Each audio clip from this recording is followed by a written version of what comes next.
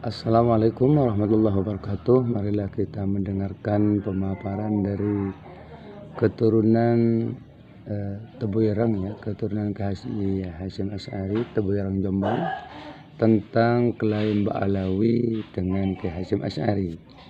Selamat mengikuti, ya. Yang perlu diluruskan. Jadi begini, setahu saya ketika kita ini membaca sejarah berdirinya NU, restu dari guru-guru Hadratus Syekh itu yang paling utama dan ditulis di buku yang ditulis oleh Cak Anam atau buku-buku sejarah NU, semuanya itu menulis bahwa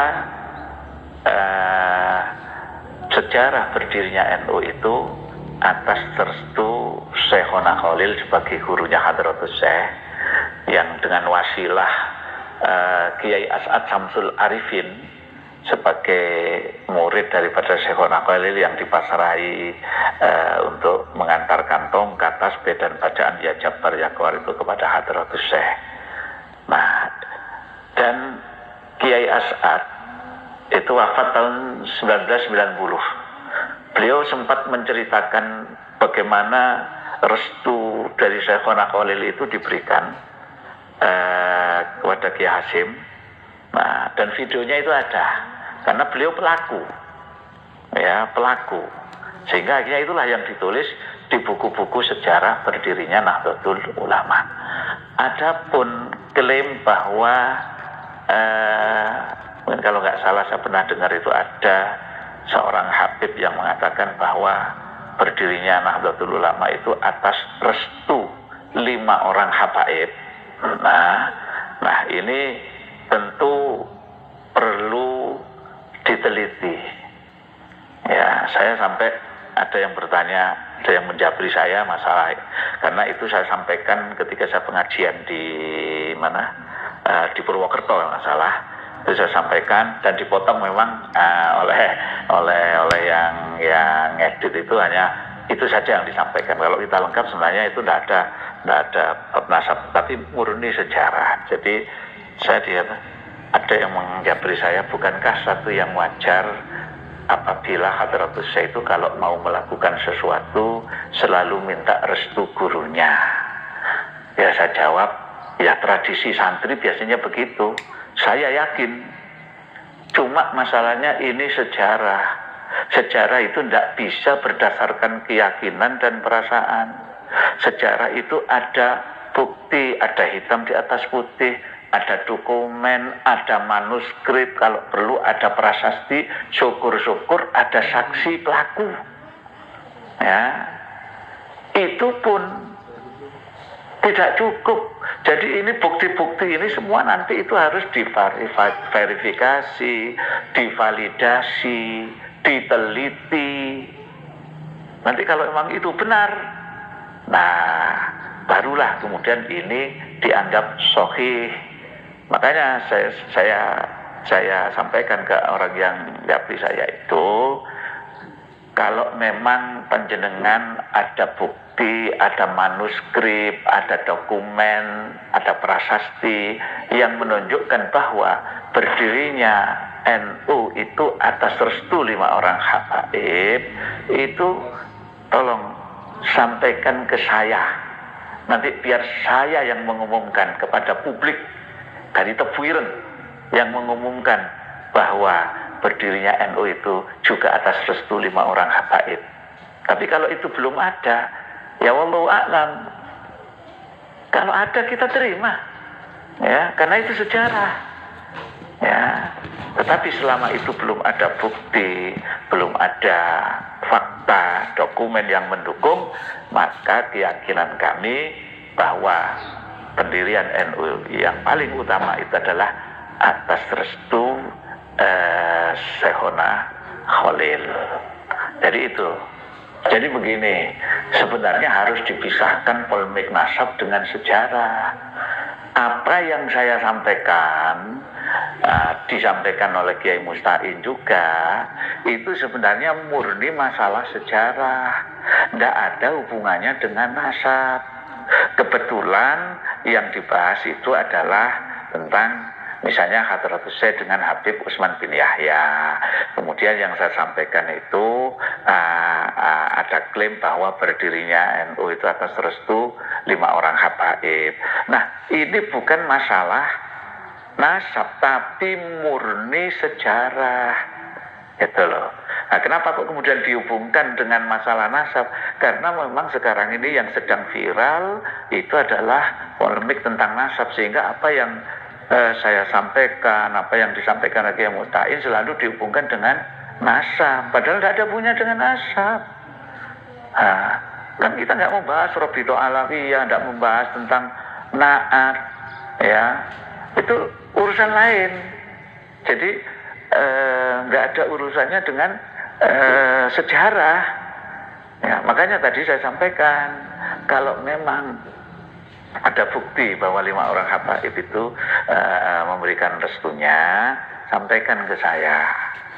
Nah, nanti biar saya yang mengumumkan, nggak usah nunggu PBNU, saya mengumumkan. Nah, jadi seperti itu.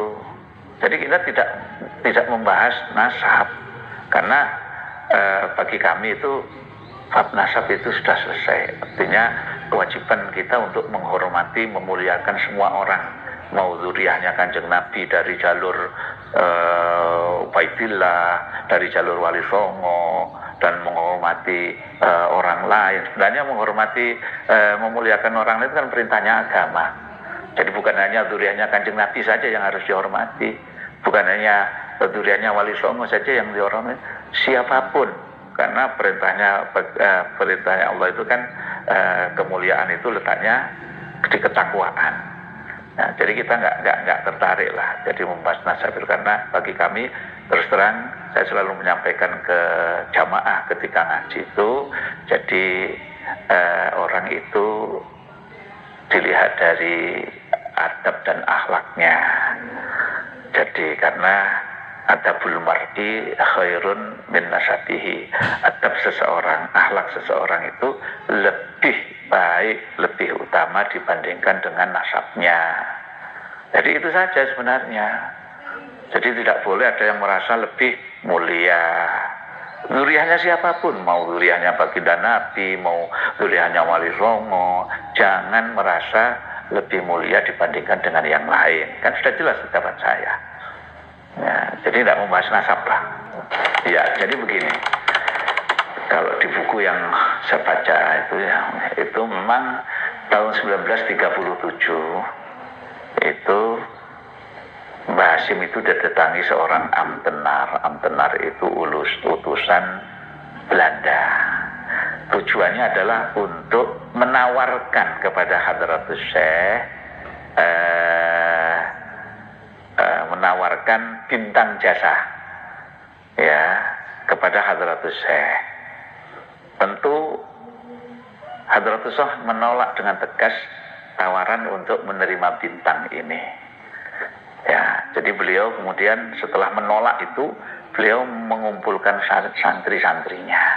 Di hadapan para santri itu, Hadratus Syekh yang menyampaikan kenapa menolak dan sebagainya itu, diantaranya beliau mengutip ya kepada santrinya itu, beliau dawuh dalam sebuah riwayat itu dikisahkan suatu hari Kanjeng Nabi itu ditimbali oleh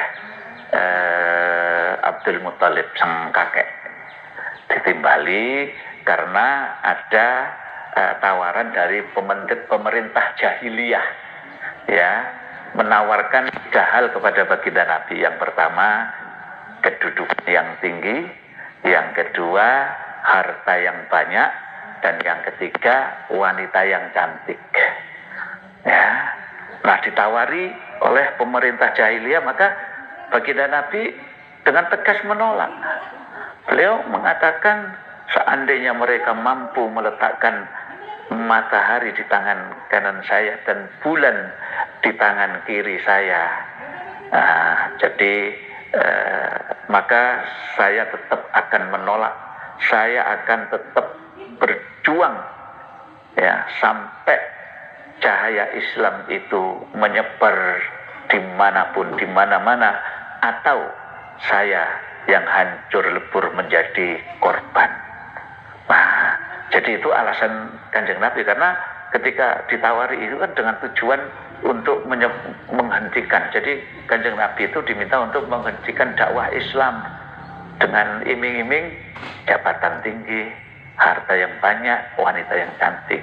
Nah, apa yang disampaikan oleh Hadratus Syekh ini sebenarnya sudah jelas, ya, sudah jelas bahwa beliau menolak bintang jasa itu karena mengikuti langkah baginda Nabi, ya.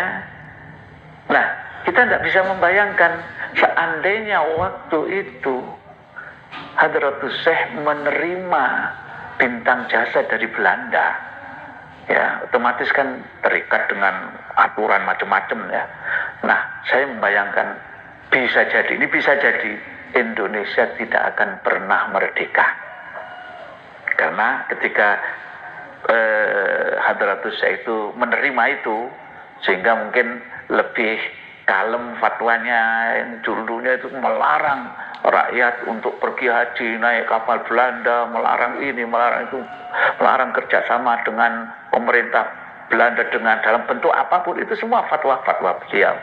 Seandainya beliau menerima, kemudian harus lebih sopan, lebih halus, mungkin Indonesia bisa jadi tidak akan pernah merdeka. Itulah mungkin, ya, sehingga yang menjadikan Muhammad Arsyad Syihab itu menggelari Hadratus Syekh dengan gelar Wadi'u Labinatil Istiqlali Indonesia. Jadi peletak dasar kemerdekaan Indonesia. Nah, salah satunya ya karena beliau menolak bintang jasa itu, bisa jadi itu alasan sama. Karena itu saya mohon mulai sekarang jangan membanding-bandingkan dengan Hadratus Syekh dengan Habib Sayyid Utsman bin Yahya, ya, karena memang bukan bandingannya dan tidak bisa dibandingkan. Dalam sisi perjuangan saja tidak bisa dibandingkan, karena Hadratus Syekh itu anti Belanda, sementara Habib Utsman itu mungkin lebih mendekati Belanda, lebih mendekati ke penjajah, ya.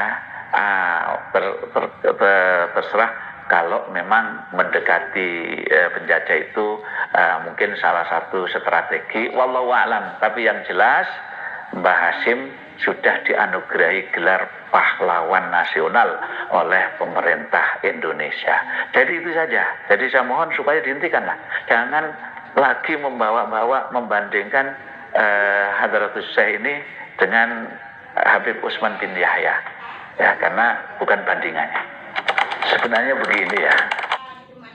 Ya, sudah jelas bagi kita semua bahwa Kiai Hasyim Asy'ari menolak gelar itu karena Kiai Hasyim Asy'ari berpihak kepada pribumi, artinya berpihak kepada kemerdekaan.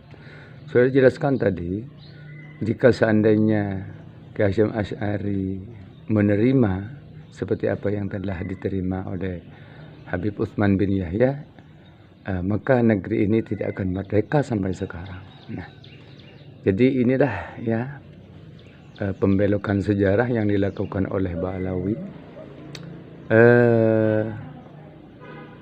Semoga kita bisa mendapat pencerahan dari beliau.